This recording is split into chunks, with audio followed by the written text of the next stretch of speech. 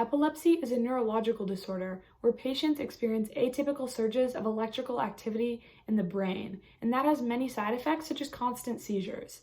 It's incredibly impairing to the people who have it, which is over 50 million people worldwide. To quantify that number, that's approximately the same number of people as the entire population of Spain. I was astounded by this, and I wanted to look more into it, which is why I recently completed a project where I cleaned and analyzed the resting state EEG data of patients with pediatric epilepsy.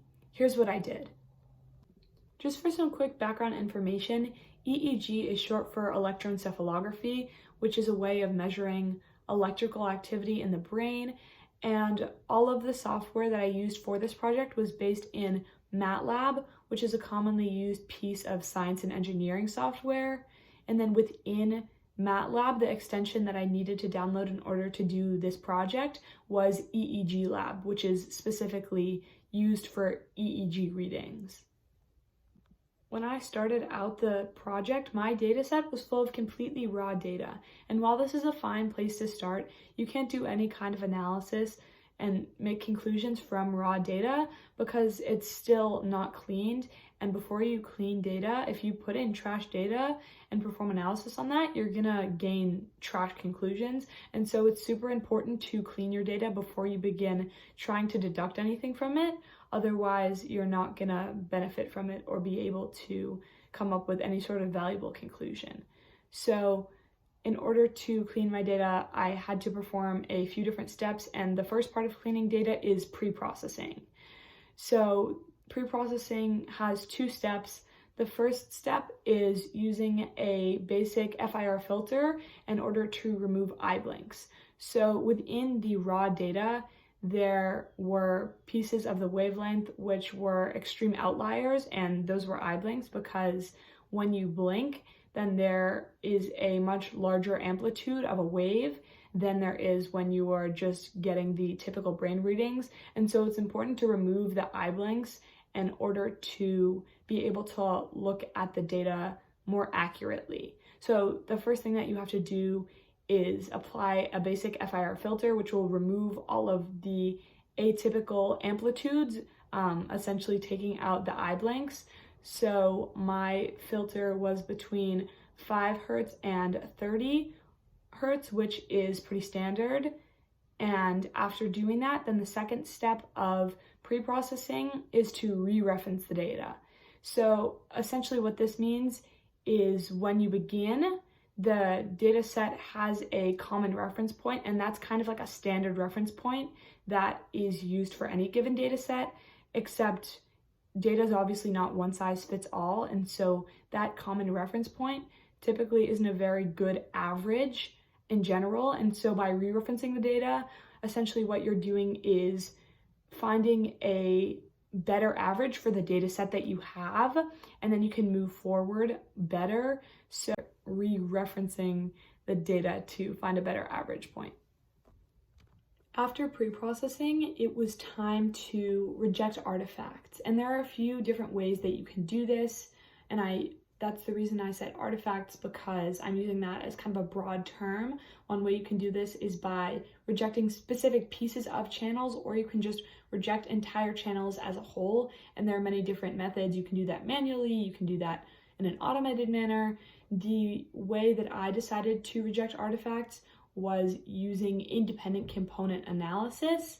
And the reason why I chose to use this as opposed to doing it manually or using a different automated method was because the good thing about ICA is that it does a really good job considering different kinds of distractions or background noise and then distinguishing that between the brain readings. So even after having removed outliers such as eye blinks, there's still going to be distractions and different things to consider within the readings of the data that fit within the filter but aren't physical brain readings. And so we want to be able to get those out as well. And by using ICA, it does a much better job than other methods, in my opinion, of getting rid of bad or invalid artifacts without you having to reject entire channels as a whole. And the algorithm that I used was called JADE. So that was the next thing that I did.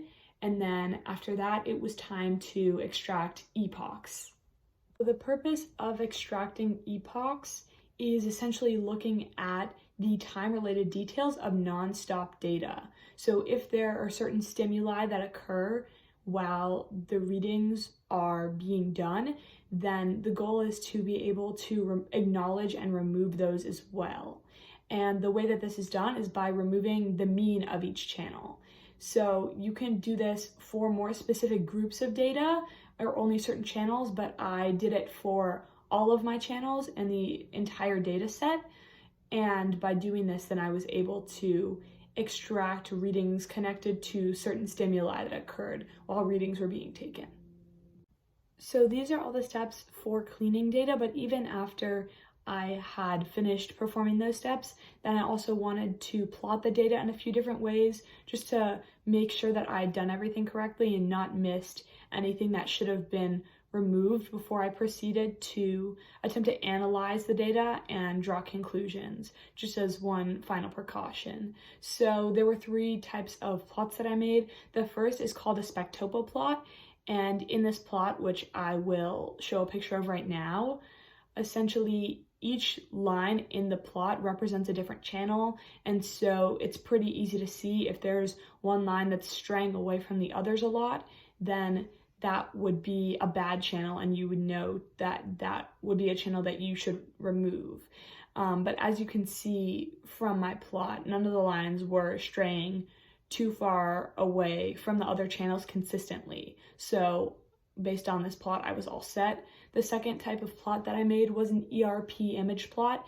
And in this plot, each horizontal line of color represents one channel. And if you see certain lines that have colors that aren't being shown in the other channels, or that is more consistently experiencing certain types of colors, then you know that that's also an outlier channel that should be removed. But this one also checked out. As you can see, there's largely green, some appearances of different colors, but in a relatively consistent manner. And then the final type of plot that I looked at was just a regular channel plot where each channel is represented as a wave, and then as you can see, if you see any atypical activity or waves within there, that would also represent a bad channel. And while there are a few spikes throughout the data, that's completely normal and that's experienced throughout the different channels and readings. So this one also checked out, and this was how I knew that I was ready to move on to analysis and my data had been cleaned correctly. Once I cleaned my data and was ready to move on to analysis, I started to experience some challenges. So I attempted to perform analysis in 5 different ways and using 5 completely different methods. I tried many times using each of these methods, but unfortunately, there were different factors that eliminated each of these as options, whether it was the form of file that my data was in, or the fact that it was EEG data as opposed to a slightly more popular way to measure brain activity such as fMRI. And so I actually wrote an article that goes into each of these methods and how I attempted them, what went wrong. It goes into that a little more deeply, and I'll link that down below. But essentially what happened was all 5 of these methods checked out in different ways, and I wasn't able to use any of them. But as I went on, each taught me new things and helped show me how the software worked and what to look for. So although I wasn't able to perform analysis for this specific data set, I definitely gained a ton of experience in how to use each of these 5 different kinds of analysis tools. So it was a big gain, but unfortunately I wasn't able to perform analysis. But what makes this data useful? So the scope that I was using when looking at the data and throughout my attempted analysis process was functional connectivity. And when I say functional connectivity, I mean the synaptic connections in the brain, what each neuron and area of neurons does, and then ultimately how those different connections impact one another. And the reason functional connectivity is incredibly useful and important when looking at epilepsy is that although there are different types of epilepsy, which you can read more about in my article as well, it can be helpful when looking at specific areas, identifying where electrical activity occurred, how that started the seizure, and then especially looking at how the electrical activity spread to create a more intense impact in the severity of the seizure and in the occurrence of the seizure itself.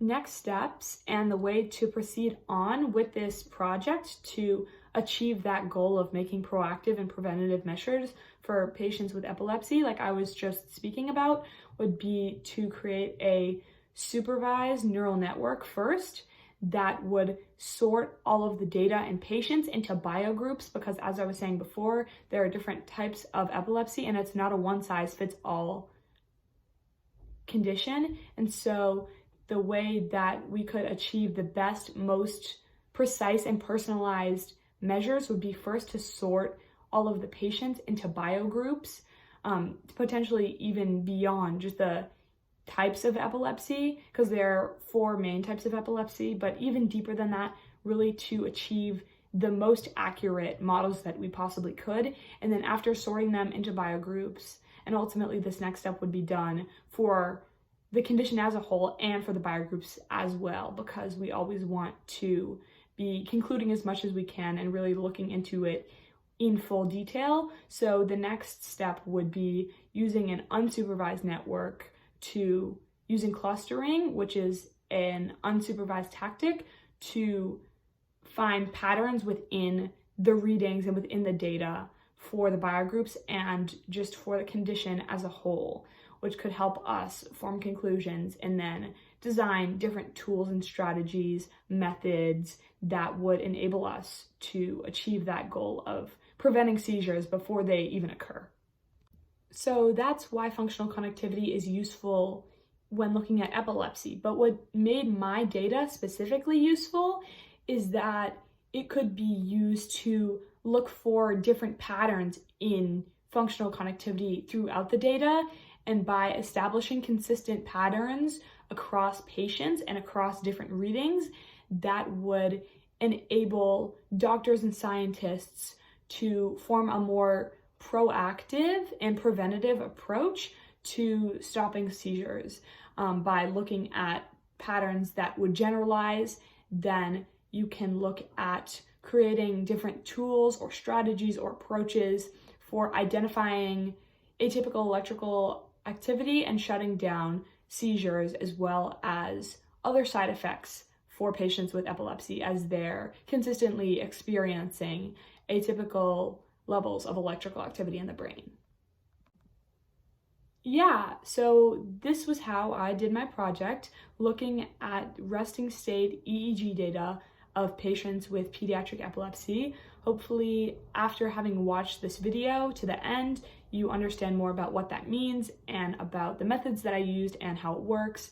If you're interested in partnering with me at all or proceeding with this specific project, feel free to reach out. I'll put some contact information down below. And thank you so much for watching. Bye.